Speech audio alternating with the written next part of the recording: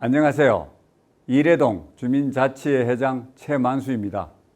이래동 주민자치회에서 트램 개통 지연으로 인해 방치된 트램길 구간의 아름다운 경관 조성을 위해 가족 화분 만들기 사업을 준비했습니다. 가족 화분 만들기는 2021년 10월 16일 10시부터 2시간가량 진행될 예정입니다. 가족과 함께 은혜 활동을 통해 아름다운 경관을 조성하기 위한 이번 가족 화분 만들기 사업에 이래동 주민 여러분의 많은 참여 부탁드립니다. 감사합니다. 안녕하세요. 아동청소년 교육복지분과장 이주호입니다. 가족 화분 심기 행사는요, 위례 주민들 간의 화합과 유대감을 형성하고 아름다운 우리 동네를 가꾸어 보자라는 의미에서 시작을 했습니다. 여러분들의 많은 참여 부탁드리며 가족들 간의 아름다운 추억 만들어 보시길 바라겠습니다. 네, 감사합니다. 안녕하세요. 오늘 위례 가족 화분 만들기 사전 교육 수업을 진행할 최현주라고 합니다. 저는 정원회사인 오랫들이라는 회사를 운영하고 있습니다. 오늘 수업은 10월 16일 날 진행하게 될 행사의 사전 영상으로서 이 영상을 보신 후에 이 행사에 대한 이해를 좀 더 갖게 되시고 또 정원에 대한 기초적인 내용을 가볍게 달아보는 시간이라고 보시면 되겠습니다. 이 가족 화분 만들기는 가족과 마을이 함께 만드는 작은 정원의 시작이라고 볼 수 있습니다. 그래서 그 식물과 함께 하면서 정원을 통해서 새로운 관계를 맺는 그런 좋은 행사라고 생각이 드는데요. 제가 작년에 도시재생 사업을 해서 이제 그 작은 정원 만들기를 하면서 화분 행사를 진행을 했었고, 화분에다가 꽃도 심고 이런 행사를 진행을 했었거든요. 근데 그 도시재생 지역이라는 곳이 이렇게 원래는 재개발을 해야 되는 그런 지역인데 그 재개발을 하지 않고 그 안에서 있는 것을 바꾸고 그 다음에 이제 주민들이 참여해가지고 주민 역량도 키우고 뭐 이렇게 하면서 그 좀 더 나은 곳으로 만들고자 하는 그런 사업이잖아요. 그래서 이제 주민들이 많이 참여가 있으셔야 되는데 처음에는 전혀 참여를 안 하셨어요. 오히려 이런 걸 왜 하냐, 우리는 이런 거 필요 없다, 꽃 심는 게 무슨 의미가 있냐 이렇게 하셨는데 1년을 저희가 이제 진행을 하고 나서 보니까 올해 또 연장을 해가지고 그 사업을 진행을 하고 있는데 그때 반대하셨던 분들이 이제 같이 함께 하고 계세요. 그게 무슨 얘기냐면은 그 식물을 통해서 이루어지는 관계는 더 끈끈하고 또 그 새로운 관계가 형성된다는 거죠. 그리고 또 이것은 이제 만들고 나면은 관리도 하셔야 돼요. 이게 한번 만들고 나서 이게 식물이 재료이다 보니까는 한번 만들고 나서 끝나는 게 아니거든요. 그래서 이거를 이제 한번 이 프로젝트에 이제 참여하신 분들은 내가 심은 게 잘 자라고 있나? 비가 오면은 비가 너무 많이 오지 않나? 비가 안 오면 또 안 오지 않나? 너무 덥지 않나? 춥지 않나? 이런 관심을 분명히 갖게 되실 거예요. 그러면 그렇게 관심을 갖고 지나시다 보면은 이제 뭐 옆에서 같이 만드시던 그런 분들도 만나게 되고 그러면서 그 안에서 새로운 그 작은 마을 공동체가 또 생길 수 있는 그런 기반이 되는 거죠. 그래서 이 마을에 대한 애착심도 갖게 되시는 거고요. 그래서 저는 이 사업이 위례마을의 또 다른 가치 창출을 함과 동시에 정원문화 확산의 기반을 마련하는 그런 좋은 사업이다 이렇게 생각하고 있습니다. 그래서 오늘 진행할 내용을 지금 간단하게 목차를 말씀을 드리면 이게 아까도 말씀드렸던 것처럼 식물을 가지고 하는 그 주 재료가 식물이다 보니까 식물에 대한 기본적인 그 내용을 좀 알고 계셔야 될 것 같고 그 식물이 그 살아가는데 어떤 생육적인 조건이 필요한지 거기에 대해서도 좀 그 아셔야 될 것 같아서 일단 그거에 대해서 설명을 드리도록 하겠습니다. 이게 화분이다 보니까 일반 지표면이 아니고 지표면하고 단절된 인공적인 환경인 거예요. 그래서 그 안에 인공적인 이제 박스 안에 이게 들어가는 거잖아요. 저희가 만들 그 화분의 크기가 가로가 1m, 세로가 1m, 높이가 50cm 정도 되는 그런 화분이거든요. 그러니까 일반 이제 흔히 보시던 화분 이러면은 뭐 작고 동그란 작은 것들 뭐 이렇게 생각하시는데 그거보다는 규모가 큽니다. 그래서 이제 아까 제가 뭐 정원이라는 말씀도 드리고 막 이랬는데 그 작은 정원을 만드신다고 이름만 지금 화분 만들기지 작은 정원을 만든다고 나의 정원을 만든다 이렇게 생각을 하시면 될 것 같아요. 그래서 식물 재료에 대해서 먼저 좀 말씀드릴게요. 저는 이제 조경을 전공을 해서 식물 아니면 나무 이런 것보다 이제 좀 수목이 입에 붙어가지고 수목에 대해서 이제 좀 정리를 좀 한번 해드리고 싶었어요. 근데 보통 이제 나무들 많이 있는데 이름 아시는 분들도 많이 있잖아요. 이게 무슨 나무다, 무슨 나무다. 근데 이제 그거를 구분하는 게 조금 이따가도 말씀드리겠지만 필요할 것 같아서 요걸 하나 넣었습니다. 그래서 여기 이제 교목, 관목, 초하류, 지피류 이렇게 있는데 이거는 여기에 나와 있는 이 내용은 조경 기준이라고 하는 그 법에 나와 있는 그 정의예요. 그래서 좀 그냥 일반인들이 그냥 이해하시기는 조금 어려울 수도 있는데 어려운 거는 아닙니다. 그래서 교목은 곧은 목질 줄기가 있고 줄기와 가지의 구별이 확실한 수목. 그 가운데 이렇게 그 굵은 줄기 있잖아요. 기둥이 되는 굵은 기둥이 있고 거기서 뻗어나가는 가지가 이게 기둥이고 가지가 있구나라고 구분이 되는 거를 교목이라고 보시면 되고 보통은 이게 키가 큽니다. 그거를 이제 수고라고 하는데 그런 거를 교목이라고 부르고 이제 관목은 뭐냐면 이게 가운데 메인이 되는 줄기하고 가지하고 구분이 조금 어려운 거예요. 그리고 교목에 비해서 이 수고가 키가 좀 작은 수목. 일반적으로 이제 1m 이내인 것들이 많은데 아니면 이제 2m를 넘는 것도 물론 있죠. 관목 중에서. 근데 보통은 2m 내외 정도 되는 것들이 관목. 그다음에 이제 2m, 뭐 5m, 10m 뭐 이렇게 쭉쭉 자라는 것들은 교목 이렇게 보시면 되고 대표적으로 알 수 있는 이제 교목 종류를 보면 나무 하면은 떠오르는 게 있잖아요. 소나무, 느티나무 뭐 이런 것들은 다 교목이에요. 벚나무, 감나무, 뭐 산수유, 뭐 대추나무 이런 것들은 다 교목이라고 보시면 돼요. 그리고 이제 또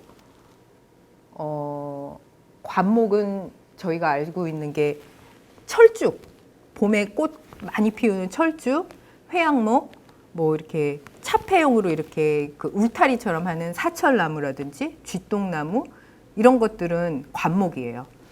그리고 이제 또 이제 초하류는 뭐냐면 목질부가 발달하지 않은 거죠. 그래서 딱딱한 기둥이, 딱딱한 줄기가 없이 이게 겨울이 되면은 이 줄기가 없어지는 거예요. 그게 이제 초본류인데 그 중에서도 초본류는 1년생도 있고 2년생도 있고 다년생도 있고 요새 이렇게 밖에 보시면은 야생화들이 많은데 야생화들은 대부분 다년생이라고 보시면 돼요. 그 중엔 아닌 것도 있긴 하지만 근데 이제 1년생 같은 경우가 꽃이 아주 화려하고 개화 기간이 길어요. 꽃이 피는 기간이 일반적으로. 그다음에 이제 야생화는 꽃이 은은하고 좀 이렇게 눈에 띄지 않는 것들도 있지만 개화 기간이 그렇게 길게 가지는 않는 거고요. 그리고 지피류는 뭐냐면 바닥을 이제 덮는 거죠. 대표적인 거는 잔디가 지피류라고 볼 수 있어요. 그 맹문동 혹시 아시는지 모르겠지만 맹문동도 어떻게 보면 걔는 야생화이기도 하면서 지피류로도 넣기도 하고 그렇거든요. 그래서 이렇게 구분이 이제 그 형태에 따라서 크기나 형태에 따라서 교목, 관목, 초하류, 지피류 이렇게 나뉘기도 하고 그다음에 이게 상록이냐 낙엽이냐에 따라서 상록 교목, 상록 관목 뭐 이렇게 나뉘고 낙엽 교목, 낙엽 관목 이렇게 이제 또 구분이 됩니다. 근데 이제 남부지방 보통 이제 저희가 지금 중부지방이잖아요. 서울은 중부지방 같은 경우는 낙엽 교목 같은 낙엽이 지는 교목류가 많은데 남부지방에 가면은 상록으로 계속 잎이 붙어 있는 경우가 많이 있어요. 그래서 이제 이게 낙엽은 보통 이제 화렵이라 그래서 잎이 넓은 거. 그래서 낙엽 화렵 교목이라고도 부르기도 하고 상록은 상록 침엽 교목 이렇게 부르기도 합니다. 그 상록 교목은 우리가 제일 흔하게 알고 있는 게 뭐가 있죠? 소나무, 뭐 그다음에 주목, 그다음에 측백나무, 뭐 그런 것들, 뭐 가문비나무 뭐 향나무 이런 것들은 상록수고, 상록 관목은 많이 이렇게 말씀드려갖고 아실 만한 게 회양목이 이제 가장 흔하게 볼 수 있는 거고, 눈주목 같은 것들도 있을 수 있고요. 그렇게 구분을 할 수 있습니다. 그리고 이제 이렇게 이제 식물 재료에 대해서 간단하게 알아봤고, 그러면 이제 이 식물이 자라기 위해서 필요한 조건이 뭐가 있을까 보면, 온도라든지 햇빛은 이제 광이거든요. 광합성을 할 수 있는 광. 그 다음에 수분, 토양. 이게 이제 그 식물이 생장하는 데 있어서 가장 필수적인 조건이에요. 그래서 보시면은, 이게 온도가 왜 중요하냐면, 우리나라는 남부지방이 있고 중부지방이 있고 있잖아요. 그러면은 보통 남부지방에서 그 자라는 식물들은 중부지방에 와갖고 겨울에 얼어 죽는 경우가 많이 있어요. 그렇기 때문에 이제 그런 것들도 고려해가지고 식물을 선정을 해야 되는데, 아이고, 죄송합니다. 여기 보시면은 이게 상록 화렵수 북방 한계선이라고 있거든요.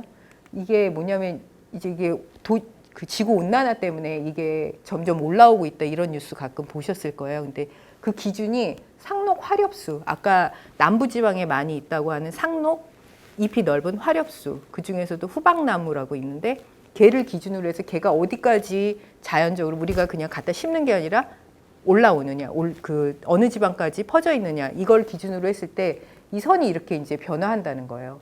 근데 이제 여기쯤에 가면은 천리포수목원이라고 있거든요. 근데 천리포수목원이 거기가 남방 한계선하고 북방 한계선이 만나는 지역이에요. 그 다음에 또 바닷가에 인접해 있었고 생태적으로 굉장히 다양하고, 수종도 남부 수종도 있고 중부 수종도 있고 이제 그런 곳으로 좀 유명한 수목원이거든요. 그리고 이제 천리포수목원이 또 유명한 게 세계적으로 목련 종류가 가장 많은 곳이에요. 그래서 기회가 되신다면 거기 한번 가보시는 것도 좋을 것 같습니다. 그래서 이제 아까 남부수종 얘기를 드렸는데, 남부수종 같은 경우에는 대표적인 게 남부수종인데 서울에서 지금 되는 것들, 그 대표적인 게 배롱나무예요. 이 배롱나무가 이게 그 교목 중에서 여름에 가장 눈에 띄게 꽃이 피는 그런 수종이거든요. 근데 이 배롱나무는 숲이도 되게 매끈하고, 옛날 양반 가문, 양반집 그 안에다가 심거나 아니면 절에 가면은 많이 보실 수 있어요. 이게 굉장히 고급 수종이어가지고, 이게 소나무처럼 이 숲이가 막 이렇게 휘어감아 올라간 거는 가격이 어마어마합니다. 그리고 이제 얘는 남부 수종이기 때문에 그 서울 쪽에 이제 심었을 때, 수도권 이쪽에다가 심었을 때는 월동 작업을 꼭 해줘야 돼요. 그래서 그 월동 작업도 또 이제 굉장히 또 막 멋을 부려가지고 그렇게 하는 경우가 있거든요. 그래서 이제 이건 100일 동안 꽃이 핀다 그래서 목백일홍이라고 부르기도 해요. 그리고 남천도 원래 남부 수종이거든요. 근데 이제 서울에 올라와서 얘네가 적응을 해서 지금은 그 밖에서 많이 심고 실내에도 많이 심기도 하죠. 남천은. 그리고 이제 또 여긴 없지만 대나무 같은 경우도 대표적인 남부 수종이에요. 근데 서울에도 많이 심죠. 근데 대나무는 이제 이거는 좀 더 깊이는 아니지만 얘기를 더 드리자면, 대나무 심으실 때는 주의하셔야 돼요. 대나무 뿌리가 엄청나게 뻗어나가기 때문에, 대나무 이제 여기다가 심어 놓으면 내년쯤 되면 이쪽에서 막 죽순이 올라오거든요.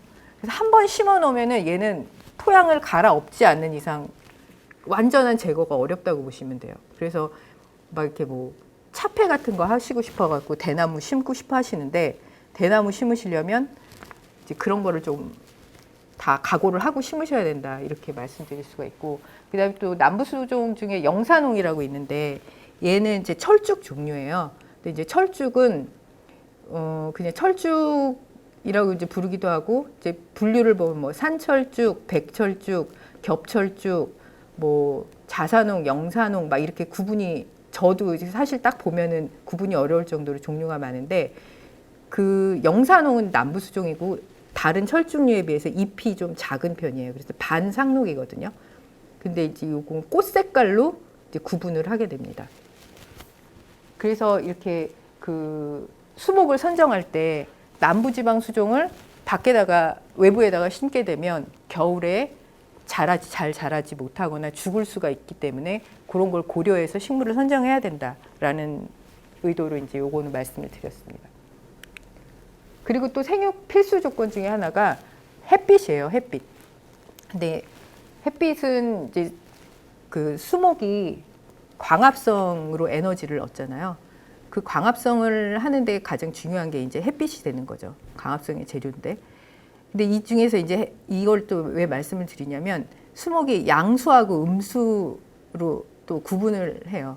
그러니까 햇빛이 잘 비치는 곳에서 자라는 게 있는가 하면은 음지에서도 크게 지장 안 받고 잘 버텨주는 수목이 있거든요. 그런 거를 이제 음수라고 하는데 여기 보시는 대표적인 양수가 소나무입니다. 그리고 이제 이런 측백나무, 뭐 느티나무 이런 것들도 다 양수에 속하고요.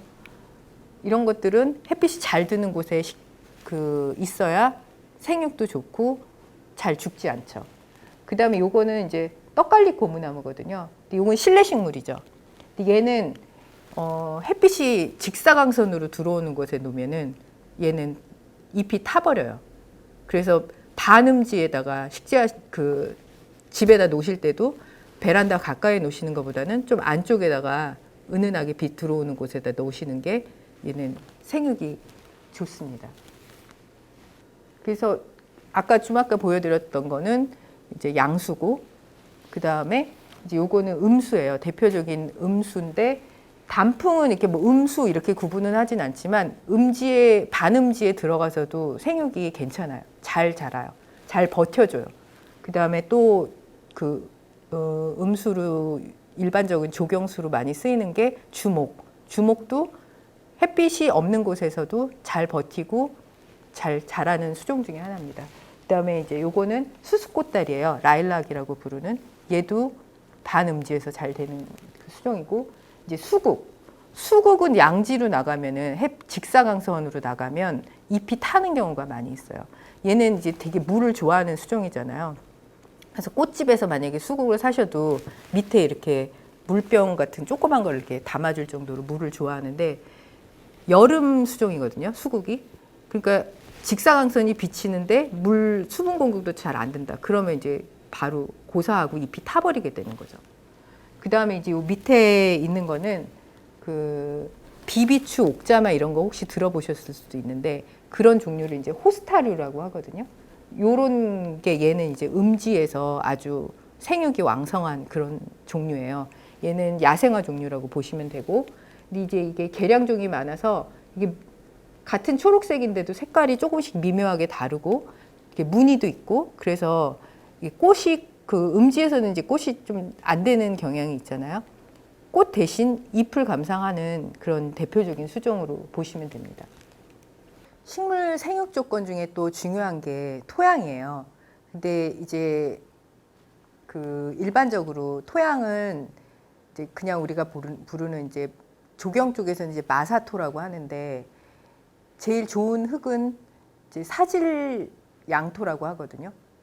근데 사질 양토는 어떻게 구성이 이제 돼 있냐면은 모래가 40%, 그다음에 미사라 그래서 얇은 모래가 40%, 그다음에 점토가 20%. 점토가 이게 토양에서 뿌리분에 영양을 공급하는데 되게 굉장히 중요한 역할을 하거든요. 그래서 이제 일반적으로 사질 양토가 가장 수목 생육에 좋은 흙이다. 이렇게 이제 얘기들을 하는데 또 일부 수종에 있어서는 사질 양토가 아니고 모래가 좀 성분이 많은 그런 수종들이 그걸 좋아하는 수종들이 있어요. 그게 이제 대표적인 게 소나무거든요. 그 소나무는 배수가 잘 돼야 돼요. 걔는. 그래서 소나무 식재에 되어 있는 곳을 보면은 보통 이렇게 둔덕을 마운딩이라고 부르는데 둔덕을 조성해가지고 그렇게 해서 이제 나무를 심거든요. 그게 배수가 원활하게 되고 또 이제 워낙 인공 지반이 많기 때문에 토심 확보를 하려고 들어 올려서 심는 경우도 있는데 소나무는 모래 성분이 좀 더 많은 그런 흙에서 잘 자란다라는 거 한번 알아주시면 되고, 저희가 이제 조성하는 거는 화분이니까 거기다가 그 사질 양토를 넣으면 좋죠. 근데 이게 너무 무겁잖아요. 그래서 인공토를 사용을 해요. 인공토를 사용하는데 가장 대표적인 이제 인공토가 뭐냐면 이 하얀색이 가루, 이게 퍼라이트라고 하거든요. 그래서 이게 이렇게 희마리가 없어요. 이게 일반 토양의 9분의 1 수준의 무게예요. 그래서 이만한 그 100리터짜리 그것도 저 혼자 번쩍번쩍 들 수 있을 정도로 굉장히 가볍습니다. 근데 이제 문제는 뭐냐면 이게 물을 만나면 또 무게가 좀 늘어난다는 거죠. 그래도 여전히 그 일반 토보다는 경량으로 쓸 수 있기 때문에 옥상 조경할 때 이거를 많이 사용을 해요. 요새는 옥상 조경 굉장히 많이 하잖아요. 하중을 고려해 갖고 건축물 설계를 하면서 이제 해도 그래도 최대한 하중을 이제 줄이는 게 좋겠죠. 그래서 이제 이 퍼라이트를 많이 사용을 하고, 이때 퍼라이트의 이 하얀색이 되게 이질감을 주잖아요. 그래서 이제 저는 이제 보통 할 때 퍼라이트를 한 70% 정도 사용하고, 그 다음에 상토라고 해가지고 이제 여기 사진에 보시면 이 상토가 있는데, 요거는 이제 제가 그 쓰던 걸 갖고 와서 좀 마른 상태예요. 그래서 상토가 뭐냐면은 이제 무균 상태로 돼가지고 코코피트, 피트모스, 질석, 퍼라이트, 제올라이트, 부식산, 비료가 섞인 그런 완벽한 흙입니다. 근데 얘도 굉장히 가벼워요. 왜냐하면 코코피트가 코코넛 껍질에서 그게 원료가 되는 건데, 이게 이제 이것도 굉장히 이제 날려요. 그리고 물을 주게 되면 이게 붕 뜨고. 근데 그 코코피트가 메인 재료이다 보니까 색깔이 이렇게 흙하고 좀 비슷하죠. 그래서 얘를 70% 정도 쓰고 이 상토를 30% 정도 써가지고 이제 인공토 환경을 만들어줍니다. 근데 그 화분 밑에다가 이제 아까 말씀드렸는데 그 배수도 중요하다고 그랬잖아요. 이게 배수판이라고 하거든요. 여기 사진에 보는 거랑 조금 다른데 저렇게 생긴 스타일도 있고 이런 식으로 생긴 것도 있어요. 그래서 이게 50cm, 50cm에 높이가 3cm 정도 돼서 얘를 바닥에다 놓고 그 다음에 이제 필터가 되는, 이게 여기다가 이제 그냥 흙을 부으면 화분이 있으면 화분에 이제 물구멍이 있잖아요. 그 거기다 흙 부으면 그 물구멍으로 흙이 다 빠져나가겠죠. 그러면은 걔가 물구멍이 결국은 막히거나 아니면 흙이 점점 빠져나가가지고 이제 식물이 자라는데 지장을 주게 되니까, 이 부직포라 그래서 이 약간 두툼한 이런 천이에요. 그래서 이거 롤로 판매를 하는데, 이거를 이렇게 감싸가지고 이 위에다가 이 흙을 붓고 이제 그리고 식재를 하게 됩니다. 이따 사진에 보여드릴 거예요. 그래서 이제 그 인공토가 있고 배수판이 있고 부직포가 있고, 그 다음에 이제 식재를 다 하고 나면은 물을 주게 되면 이게 퍼라이트도 그렇고 상토도 그렇고 이게 경량이기 때문에 이게 붕 뜨거든요.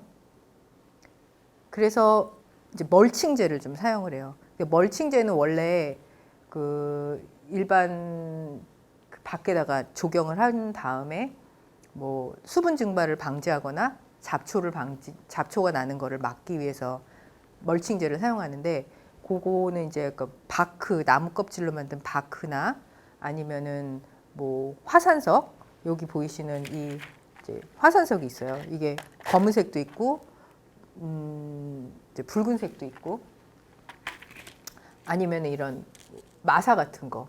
최근에는 그 잡석이라고 하는 이제 어떤 구조물 집 바닥에 까는 잡석, 쇠석이라고 불리는 게 있는데, 그런 재료로도 멀칭을 하기도 해요. 그래서 이제 좀 다 잔디로 커버를 할 수가 없으니까 일반 흙이 드러나는 거를 이런 멀칭제로 커버를 해가지고 미관도 개선하고, 그 다음에 그리고 잡초 방지나 수분 증발을 억제하는 그런 효과도 함께 가져갈 수 있는 거죠.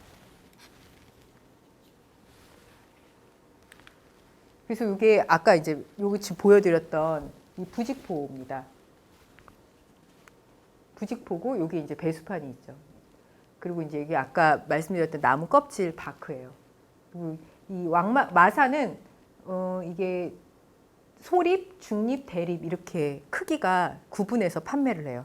근데 보통 마사 그 시장에 가서 만약에 혹시 사시면은 이렇게 씻어서 파는 씻은 마사가 있거든요. 얘는 인건비가 들어갔기 때문에 조금 비싸요. 근데 이제 그냥 이걸로 그냥 흙이 묻어있는 상태로 사셔갖고 제가 아침에 이거 촬영하기 전에 씻은 거거든요. 씻으면 이렇게 돼요. 그래서 굳이 씻은 마사 사시지 않으셔도 돼요. 그리고 이제 화산석 같은 경우는 이제 검은색이 있는데 이런 붉은색도 있고 이런 것들은 다 예전에는 제주도에서 왔는데 요새는 제주도에서 절대로 못 갖고 오죠. 다 베트남산입니다. 식재 순서를 말씀을 드리면 이게 이제 화분, 이름은 화분이지만 작은 정원이라고 아까 말씀드렸잖아요. 그래서 이제 이 사진은 보면 뭐냐면 이게 분당에 있는 그 신축 건물 옥상이에요. 2014년에 공사한 곳인데 여기에 보시면 이제 파란색 이거 있죠. 이게 방근 시트거든요. 방근 시트가 뭐냐면 방수는 물을 차단하는 거잖아요. 방근은 뿌리를 차단하는 거예요. 그래서 아까 대나무 뿌리 잠깐 말씀드렸는데 대나무 식재할 때는 얘를 꼭 좀 써주셔야 돼요.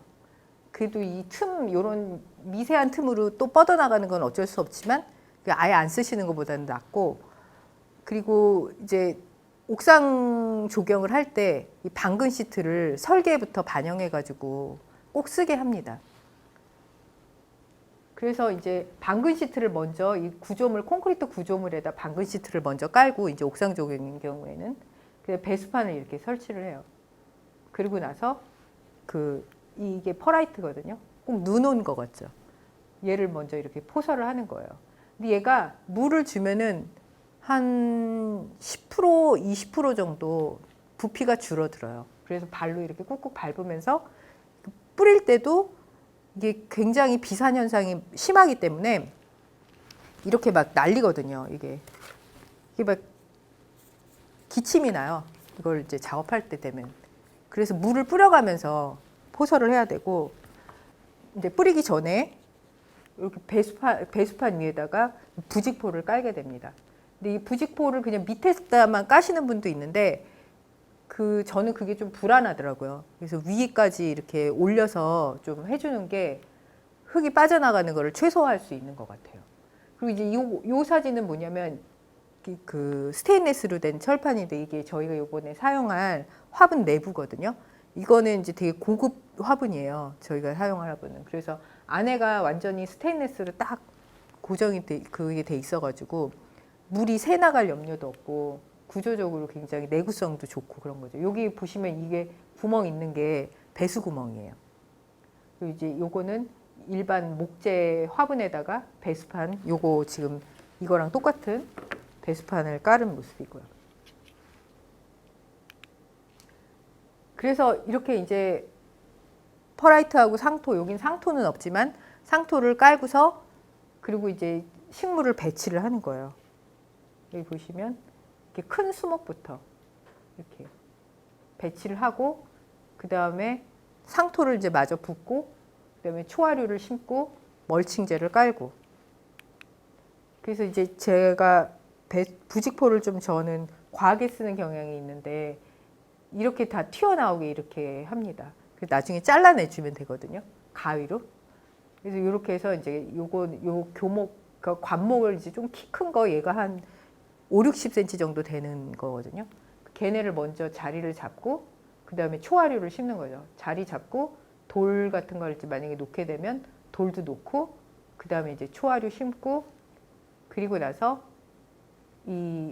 요것도 왕마사를 쓴 건데 마사를 뿌린 다음에 그 다음에 물을 줍니다. 그 전에 퍼라이트 아까 인공토 하얀색 걔 할 때 물을 주워 놨기 때문에 이게 막 좀 다져진 상태예요. 그래서 이런 식으로 이제 화분에 식재할 때 이런 식으로 진행을 하게 되죠. 이 사진은 저기 하남에 있는 미사지구 거기에 있는 최상층에 있는 테라스예요. 그래서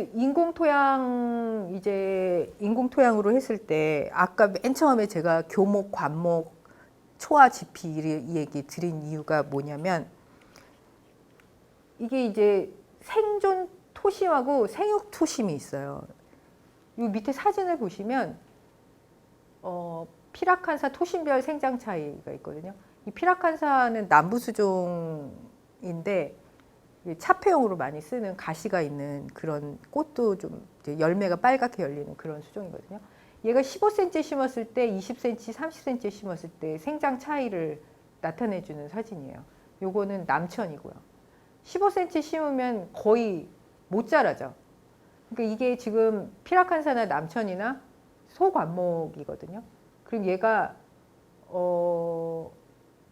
이제 뭐 이건 토양 등급 뭐 이렇게 있는데 20cm면은 얘는 인공토를 썼다고 했을 때 25cm는 돼야 얘가 생존 최소 토심이고 생육 최소 토심 45cm죠. 그 20cm는 그냥 죽지 않고 버티고 있는 중이고요. 30cm는 돼야지 얘가 좀 생육을 할 수 있는 그런 토심이 되는 거죠. 그래서 이제 일반적으로 그런 꽃가게에서 파는 화분들은 그렇게 막 큰 수목을 심지 않아도 되기 때문에 걔는 토심을 생각을 안 해도 되지만 뭐 옥상에다 뭘 하신다거나 아니면은 이제 기성품이 아닌 제작을 해가지고 어떤 플랜터를 만드실 때는 이 생육 그 토심을 좀 고려하셔가지고 그래서 그 수목을 식재를 하셔야 되고 이게 아무래도 토심이 그만큼 안 나온다 싶으면 그럼 수종을 바꿔야 돼요. 뭐 거기다가 토심은 뭐 40cm밖에 안 되는데 거기다 나는 자작나무 심을 거야 이러면 나무가 죽는 지름길이 되겠죠. 그래서 인공 토양 조성할 때 토양 환경을 만들 때 이 흙의 깊이를 어떻게 해야 되냐에 대해서 지금 알아보는 중입니다. 그 수목 생육에서 또 필요한 가장 중요한 것 중에 하나가 수분이죠. 수분. 좀 전에 토양을 말씀드렸고 수분은 물을 주는 거잖아요. 관수 물을 공급하는 거.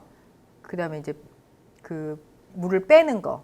그거에 따라서 토양에 얼마나 수분 함량이 있느냐가 결정이 되는데 일단 물을 주는 거에 대해서 먼저 말씀을 드리면 이제 수분은 아까 햇빛 할 때 광합성 얘기 잠깐 드렸었는데 광합성의 원료예요. 그래서 그리고 또 이제 그 식물의 영양분을 운반하는 작용을 하고 증산 작용에도 관여를 하고 그래서 그 너무 물이 많은지 너무 물이 없는지를 파악해서 적정 상태를 유지하는 게 식물 생육에 되게 중요하거든요. 그래서 보시면은 이제 여기 보시면 이거는 일본 조팝이라는 수종인데 관목 종류입니다. 근데 이 꽃치자도 관목이고 얘를 물을 안 줬을 때 14일 동안 물을 안 주고 줬을 때 이거는 뭐 그냥 죽으라는 얘기죠. 이렇게 요만한 토심이 요만큼밖에 안 되는데 물을 이렇게 안 주면은 토양에 수분이 하나도 없으니까요. 그리고 이제 7일 만에 줬을 때, 4일 만에 줬을 때, 2일 만에 줬을 때 이렇게 여기는 그 별로 차이가 안 나는데 왜냐하면 꽃치자는 잎이 약간 두껍거든요. 그래서 얘는 그 수분에 약간 덜 민감한데 일본 조팝 같은 경우는 얘는 잎이 되게 얇은 편이에요. 그래서 너무 자주 주는 것보다는 한 4일에 한 번 줬을 때가 여기는 제일 생장이 좋은 것 같아요. 그래서 물을 이제 안 주는 것도 문제인데 물을 너무 많이 줬을 때도 죽는데 어떻게 죽냐면 잎이 말라서 죽어요. 근데 잎이 말라서 죽으면은 사람들이 다 그냥 생각할 때 아, 내가 물을 맨날 줬는데도 왜 잎이 마르지? 이렇게 생각을 하실 거예요. 근데 여기 이걸 잎을 두 개를 보시면 요거는 화살나무라는 관목인데 화살나무가 이거는 물을 안 줘서 죽은 거 얘는 느티나무 잎인데 얘는 물이 너무 많아서 죽은 거. 이게 차이가 뭐냐면 이게 뿌리에서부터 물을 빨아 올리잖아요. 근데 빨아 올려서 잎 끝까지 가는데 제일 최종적으로 도달하는 게 잎 끝이잖아요. 근데 그 물이 부족하면 잎 끝까지 물이 안 가기 때문에 잎 끝부터 말라요. 물이 없으면. 그래서 이 경계가 굉장히 명확하게 죽으면 얘는 건조해서 죽은 거다라고 하시면 되고 이거는 이제 이쪽은 파란데 여기는 이만큼은 다 죽었죠. 잎의 경계가 명확하지 않으면 과습에 의한 마름이다. 이렇게 생각을 하시면 될 것 같아요. 그리고 이제 생육 조건 중에 이제 온도, 광, 햇빛, 수분, 토양 말씀드렸고 저희는 이제 화분에다 심는 거잖아요. 그래서 화분은 이제 구조물이니까 그 화분도 종류가 이제 여러 가지가 있어요. 그래서 이제 일반적으로 시중에 판매하는 거 기성품으로 나온 거는 이렇게 뭐 테라코타나 뭐 도자기로 된 것도 있고 FRP 시멘트로 된 것도 있고 플라스틱으로 된 것도 굉장히 다양하거든요. 근데 이게 이런 게 아니고 이제 좀 사이즈가 커진다 그러면은 이거는 제작을 해야 되는데 저희가 요번에 할 것도 제작을 한 거거든요. 왜냐하면 크기가 1m에 1m에 높이가 50cm이기 때문에. 그래서 이제 제작을 하는데 가장 일반적으로 쉽게 제작을 하는 게 미송 방부목으로 제작을 많이 해요. 미송 방부목에 이제 보면은 목재에도 종류가 이제 여러 가지가 있는데 미송이 그 미국 소나무라고 보시면 돼요. 그걸 줄임말인데 미송을 가지고 고온에서 방부액을 강제로 주입해 갖고 쪄낸 거거든요. 그게 방부목이에요. 미송 방부목이 목재 중에서는 그래도 좀 저렴한 편이고 그 다음에 요 옆에 보시면은 요거는 하드우드예요. 색깔이 약간 고급스럽죠. 하드우드는 이게 되게 이 목재가 되게 치밀해가지고 그 내구성이 되게 높거든요. 그래서 얘는 방부 처리를 하지 않아도 천연 방부목이라고 불리는데 그래도 이제 그 휘거나 변형이 적은 그게 이제 하드우드거든요. 하드우드는 보통 뭐 이제 요새는 최근에는 캐나다 같은 데서도 많이 오는데 동남아 쪽에서도 많이 오고 그렇게 알고 있어요. 이제 거기에 있는 화렵수가 보통은 하드우드예요. 침엽수는 이제 약간 좀 소프트한 재질이고 그래서 방부를 처리를 해야 된다 이렇게 하시면 되고. 근데 어쨌든 하드우드 중에서도 또 종류가 여러 가지가 있는데 뭐 이빼나 멀바우, 방길라이 뭐 이런 식으로 또 구분이 됩니다. 제일 좋은 게 이제 이빼예요. 걔는 진짜 단가가 좀 나가죠. 근데 걔보다도 더 비싼 게 있어요. 뭐냐면 이제 합성 목재예요. 이제 합성 목재는 목재하고 플라스틱하고 섞어갖고 인공적으로 만든 목재인데 얘는 변형이 없어요. 변형이 없고 그래서 좀 더 튼튼하죠. 앞에 말씀드렸던 미송방부목이나 하드우드 목재나 얘네는 오일 스테인을 칠해가지고 꾸준히 유지 관리를 해주셔야 그게 형태라든지 컬러 같은 게 유지가 되는데 합성 목재는 그렇게 할 필요가 없는 거예요. 그래서 이제 합성 목재가 좀 상당히 더 고가이다 이렇게 보시면 되고 이렇게 합성 목재로 만든 화분도 있고 이거는 합성 목재하고 철물하고 해갖고 굉장히 이게 고급스러운 화분이죠. 근데 이제 이렇게 철물에다가 분체 도장을 해가지고 이렇게 또 화분을 만들기도 해요. 이렇게 합성 목재는 아까 방부목, 하드우드 이런 걸로 만드는 거는 이 윗부분이 되게 두꺼워지거든요. 두께가 좀 어쩔 수 없이 이 안에는 프레임을 넣어가지고 제작을 하기 때문에 이게 만약에 좁은 공간에 들어가는데 얘를 넣으면은 이 두께 때문에 수목이 식재할 공간이 적어져서 그래서 여기 보시면 이런 철물로도 제작을 하죠. 근데 이제 철물로 하게 되면 또 문제가 부식이 되지 않냐 이런 또 염려를 하게 되죠. 그래서 그걸 아예 부식을 시켜서 나온 또 철물이 있어요. 요새는 아주 많이 쓰진 않는데 얼마 전까지 또 유행했었는데 코르텐강이라고 하거든요. 미리 부식을 해서 더 이상 부식되지 않게 하는 철물인데 이거는 약간 빈티지 느낌 나게 그렇게 이제 만들기 그런 분위기를 낼 때 쓰기도 하죠. 요거는 이제 작년 12월에 조성한 저기 삼성동에 있는 옥상이에요. 그래서 그 베이지색으로 분체 도장 해갖고 옥상에다가 이렇게 조성한 사례입니다. 그래서 이렇게 제작을 하는 화분도 있고, 그 다음에 이렇게 기성품으로 나온 것들이 있는데, 이 테라코타 화분이 되게 비싸거든요. 근데 얘가 이제 화분이 밖에다 놔두면은 겨울 되면 물을 다 빼줘도 얘가 팽창을 하잖아요. 물은 부피가 늘어나니까. 깨지는 경우가 되게 많아요. 그게 고가의 그 테라코타 화분인데, 그래서 요새 보면은 외형은 이 테라코타인데 가벼운 플라스틱으로 만든 그런 수입 제품도 많이 나와 있어요. 모양은 딱 이런 스타일로 해가지고. 그리고 이제 시멘트 화분 이렇게 해갖고 이런 것도 많이 쓰거든요. 그거는 FRP로 이렇게 만들어가지고 거기다가 시멘트 가루 섞어가지고 그렇게 해서 만드는 그런 재질이고, 요거는 시멘트 화분보다는 플라스틱 화분일 것 같은 생각이 들어요. 이것도 제가 저기 인터넷에서 캡처한 거라 정확히는 모르겠지만 제 생각에는 제가 이제 그 양재동 시장에 가서 보니까 요런 스타일의 굉장히 모던하고 심플한 화분들이 많이 나와 있더라고요. 그래서 요런 화분들은 이제 종류가 이렇게 여러 가지가 있다. 요런 걸 이제 설명을 드렸습니다. 그 식물의 재료라든지, 그다음에 식물 생육 조건, 거기에 들어가는 그 토양은 어떻게 구성될 거고, 구조물은 어떻게 될 거고, 그 화분은 어떤 식의 종류가 있고 어떻게 그 만들어지고, 이런 거를 이제 말씀을 드렸고,